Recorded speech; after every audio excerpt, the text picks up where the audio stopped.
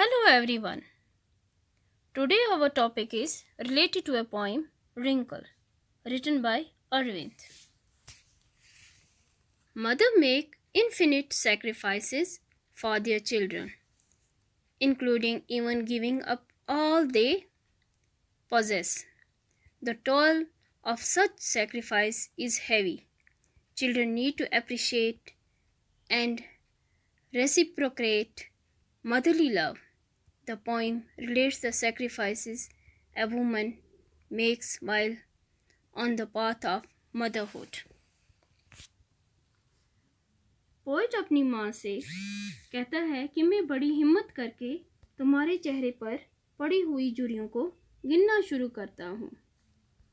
माँ, पहली जुरी आपको तब पड़ी थी जब आपके फादर ने आपको अपने घर से निकालकर किसी दूसरे के आंगन में छोड़ आए थे।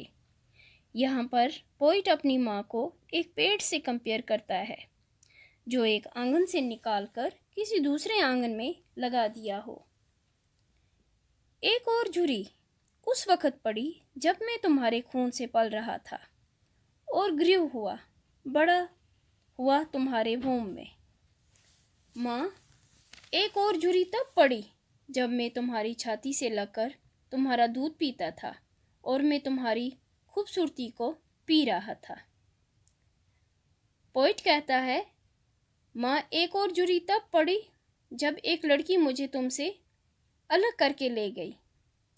और फिर पोइट बड़े दुख से अपनी माँ को पुकारता है, माँ, मेरी माँ।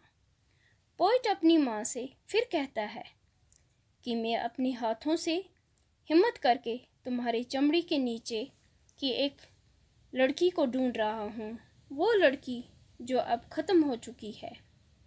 पोइट कहता है, उस लड़की को ढूंढ रहा हूँ जो राधे फेस्टिवल बड़े शौक से मनाती थी और राधे के बीजों के मुलायम पौधे डुबोने के लिए तवी दरिया पर जाती थी और जो अक्सर स्टापू और कंकरियों का खेल खेला करती थी। शायद पोइट अपनी माँ को गुजरा हुआ ज़माना याद कराना चाहता है।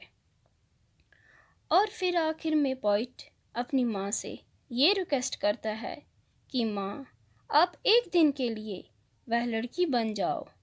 मैं आपके लिए सब कुछ ले आऊँगा, वो राधे के रंग, वो खुशियाँ, वो तुम्हारे दुपट्टे के लिए किनारी, वो रंग बिरंगी किंकल ले आऊँगा, तवी से ले आऊँगा।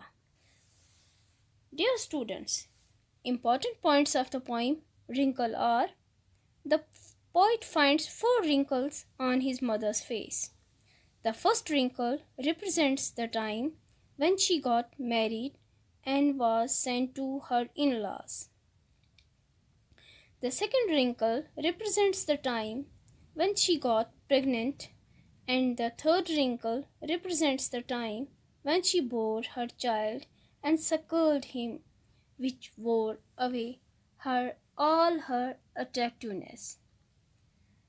The poem ends with the aspiration of the poet who aspires to change his mother back into the girl who knew how to draw enjoyment from all the small things.